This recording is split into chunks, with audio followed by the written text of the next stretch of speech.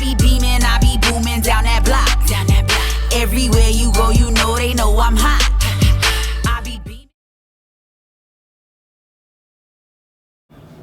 We just got to our destination. We decided to have brunch for our meeting. Look at that view. It's nice out.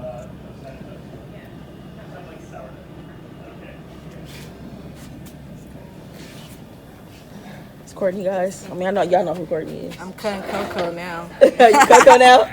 Cutting cocoa. Cutting cocoa. For real. So who are you? It's Doc Miller, future star. Doc Miller in this project. thing. Absolutely. Yeah. This is who the docu-series is on, you guys. This is Doc Miller, and we've been sitting here just talking. Y'all know Courtney is here. So. Cousin Coco. The infamous. From what I hear cousin Coco. Nobody told me about it, but I heard cousin Coco. Yeah. You know, you gotta have green eyes. You gotta have green eyes. Stop it. So we've been sitting here, just getting everything together. It's about to crack. We about to have our What? we just notes of the episode. You know what I'm saying, y'all? Look how she circled PhD though. Had to circle the PhD part, y'all. Like, I mean, I'm telling y'all, this is about to be magical for real. I promise y'all that. Like, just stay tuned because it's gonna be on the vlog. Okay, Stay tuned. Please stay tuned, y'all. We're excited for you guys to see it. Yep.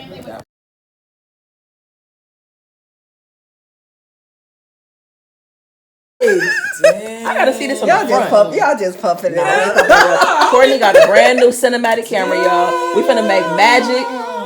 Wait until it's all set up. Watch how sexy it looks. And that is dope. That is dope. And that's an investment. So this is how I'm spending my first day out of corporate America.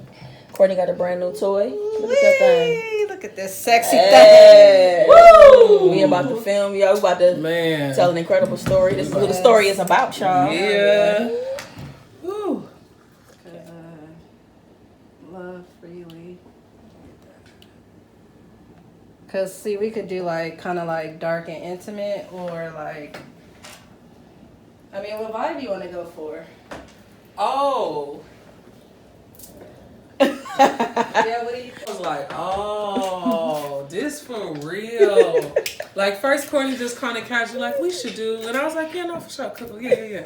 She's like, no, I talked to Rhonda, and she with it. Okay, that's cool, y'all. No, I'll probably see Rhonda around too. No, we setting a meeting, and we gonna talk about it. For real. And I was like, yeah. When I was calling my mama, I told her, I was like, nigga, they had 6 chapters. They had the chapters written out and ready. We did. We met for 2 hours damn. to talk about everything. Yeah, she is so hyped. They all hyped. Yeah, I was it's gonna be do you great. have a rug or something by chance?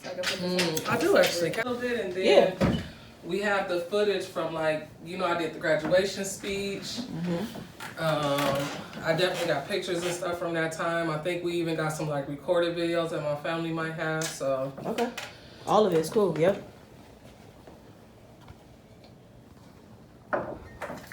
Oh wait. Could you move the cup out? There we go. All right, camera rolling.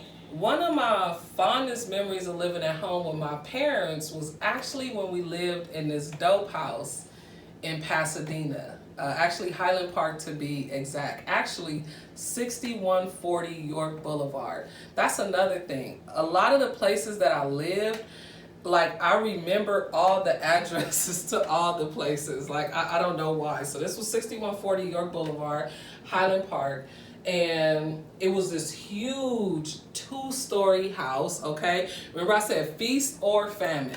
So sometimes we was living large, like dope kings and queens, right? And other times we was living in a tent. So this was one of our good times. They actually moved us in the middle of the night. And I later found out that my mom had moved into that house illegally, and then we squatted, and once we squatted and we were there, they couldn't put us out.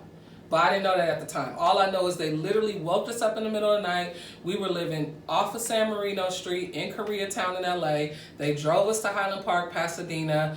And I remember just being so cold. Once again, it was so cold. It's interesting to me how The part that I get emotional about is the part when I was with my grandma. Thank You know what I I'm can saying? see how that could be, Put it up there for me. because that's somebody you felt like that was gonna help with that transition and we be there felt for like you. We and, out of foster care, right? Like, yay, we with family, and I she was the worst. Like, take me back to foster Right. care. This is bullshit. I mean, because she was still technically foster care, right? Yeah, but yeah, she was a family like member. yeah, Gotcha. So it said like James Family Foster Care Home or something like that. Gotcha. So she was getting them checks.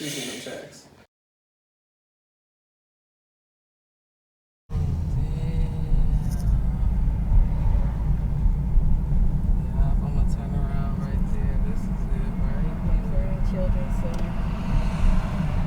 Wow. You can even drive right up in that driveway. It's crazy. Then you wake up in the morning, you stand in this line, you get your like clothes, your little uniform. And it was just, it was a lot of screaming kids. That was the hardest part. It's like, it was non-stop. Because you imagine, you got all of these, I mean, I was only 5 or 6, so imagine a 6-year-old, like you pulled them from their house, however chaotic and dysfunctional their home was, it's their home, you know. And you got a rows full of 5-year-olds that are literally just crying and screaming like for their parents. And I never screamed. Yeah, I never screamed. I was just like, I was quiet. I was like, I think that's when I really learned how to like just dissociate myself with like reality. Like just like seclude myself and like go inside.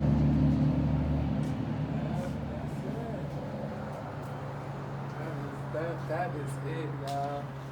Like that is it. That's it.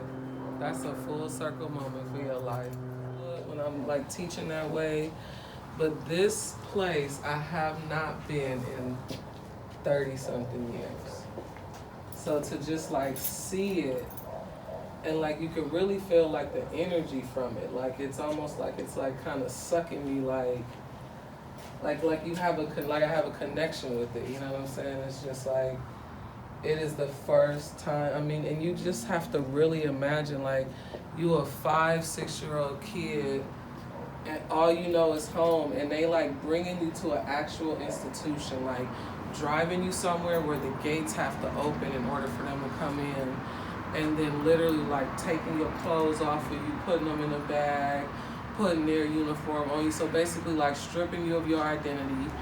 First thing is like, here go the rules, and shutting your door and leaving. Like that it's traumatizing. All right, y'all, this is what, day 5? Day 5. We got day 5. This was our most intense day so far. Yeah, and we got the McLaren Children's Center behind us. It was very eerie, you guys. It was eerie as hell. Very, very eerie. The weather, no flag, but a banging noise. Like it's so abandoned and creepy and yeah. And then just your memories, like just hearing her talk, you guys, like this is crazy. Like, so I just want to document day 5. We're wrapping up. It is a wrap. It's a wrap.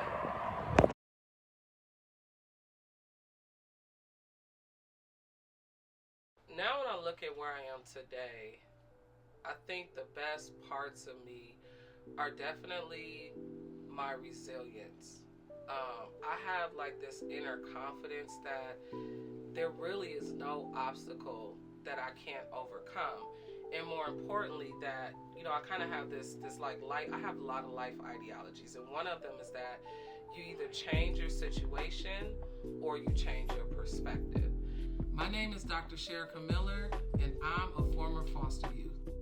I want to look inside. I gotta. Come on, let's go. But I'm also an educator. I'm an advocate. I'm an entrepreneur. I'm a mother. I'm a daughter. I'm a friend. I do a lot of things across the board. But I didn't know. You were Shonda's friend, and at the time when she would ask, especially about you staying, I feel like you're Shonda's friend and you need help or whatever, and that's what I'm here for.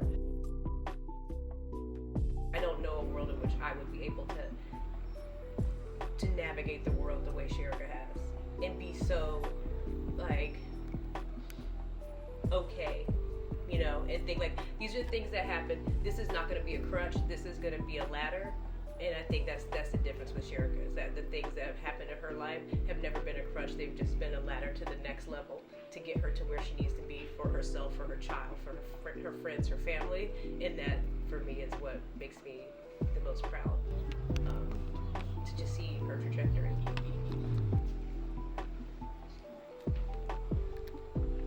I'm trying not to cry, because